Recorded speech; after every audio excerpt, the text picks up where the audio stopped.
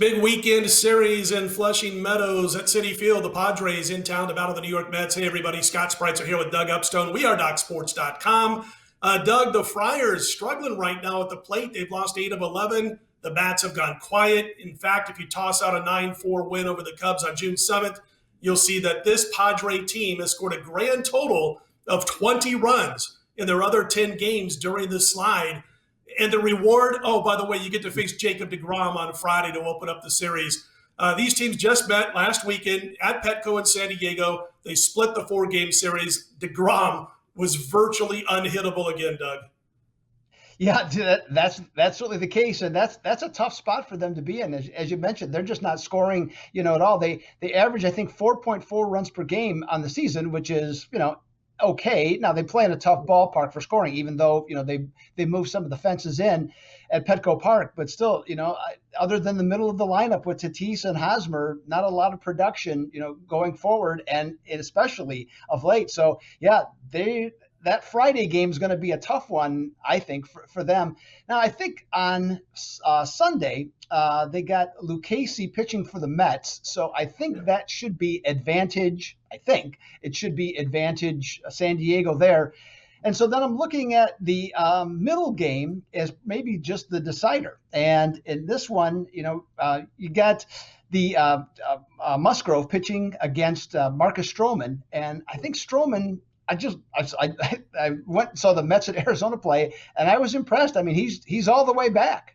And so I like their situation there. They're 15-5 at Citi Field too. So, so they're playing really well at home.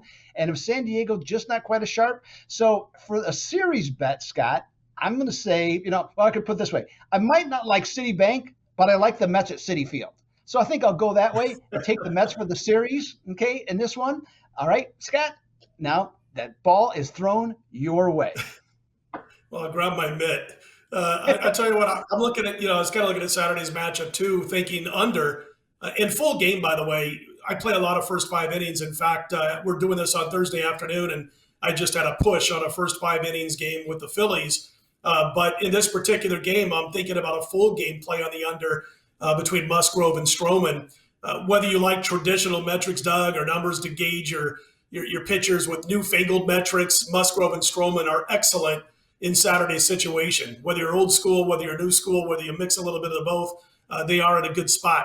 You're not going to get any help from the sports books, obviously, in this series when it comes to totals, if you like the under. But I think the under on Saturday looks like a decent play. And maybe, maybe on Sunday, I was kind of thinking the same thing. You might have an advantage there with Paddock if he goes against Lucchesi.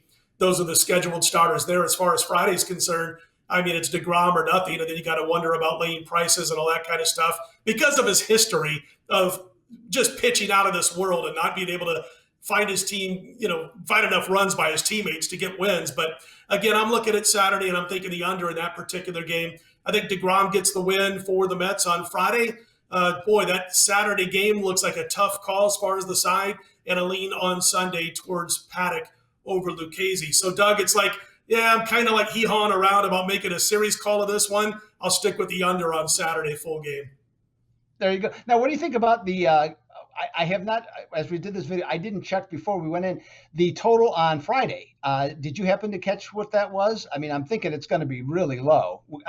Mr. 5 innings, Blake Snell, he threw 7 shutout innings last week. Yeah, and I didn't look at they didn't have the first 5 innings posted yet. It usually comes out in the evening, at least at 1 or 2 books. But I did see a 5.5 floating around out there as far as the full game total. Listen, I played some first 5 totals that were 5. We're talking 5, 5.5 for this total, at least the early lines that were starting to pop on Thursday for that Snell deGrom clash. And I'm not playing the over. I'm just going to let you know right now. I'm not playing the over. I probably won't mess with this total at all. Listen, I wanted to talk a little bit. We know what you like in this series. You know that I like the under on Saturday as long as the bullpens, which you would think would not be called into play too much between Snell and deGrom. So as long as the pins aren't overused on Friday, I like that under on Saturday if it's Musgrove and Stroman. I got to ask you about the substance stuff that's going on right now with the umpires coming out and saying that they're going to make changes as far as, checking the baseballs at certain times throughout the course of the game. And I get it. Listen, I'm going to ask you how you think it might change the game, including the handicap. And I'll say this, after it was announced that these umpires are going to start checking for spider tack and other substances on the ball, it's a situation where I like the way things are going from a handicapping and betting standpoint. But if I'm a fan of baseball, I do want them to check for spider tack and other substances on the ball. The funny thing about it was, as soon as they made that announcement that they were going to start checking, Trevor Bauer's spin rate on his four-seam fastball dropped 200 rotations per minute in his very next start. Garrett Cole of the Yankees, RPMs were around 2,500 through the first 2 months of the season. It dropped by 100 RPMs immediately after that announcement was made that Major League Baseball was going to start checking for the funny stuff. Doug, again, I was fine as a bettor with this. As a fan, I get it. They got to do something. Yeah, I mean, any of these types of things that have occurred, for example, when hockey made the change, and scoring went up, there was they're cutting down or trying to drive down, guys going boarding and all those different types of penalties. I think the odds makers make a pretty quick adjustment on those. So I'm not going to, I guess myself, I'm not going to sweat it one way or the other. It's just, I think it's just if steroids is cheating or corking your bat is cheating, why isn't this being viewed as cheating? Okay. And, they did the same thing with steroids. They knew it was there. I'm talking baseball. They knew it was there. Sure. The sport in this case, though, is having success because of it. Now it has a negative impact because they're losing people, and it's not just because of all the strikeouts, but it's just, there's less interest in baseball just in general. So I think it's a positive development across the board. I don't think these guys should cheat. If, yes, you can use pine tar to get better grip and stuff, but, and I think this has gone on probably more prevalent than any of us realize, but now the pitchers have ramped it up. And I think that's the difference. And I think that's what's caught everybody's attention is that it's just so blatantly obvious at this point what we're doing. So something has to be done. And I'm in full agreement with it as a fan, as what you're talking about, as a fan of the game. But we'll see what happens.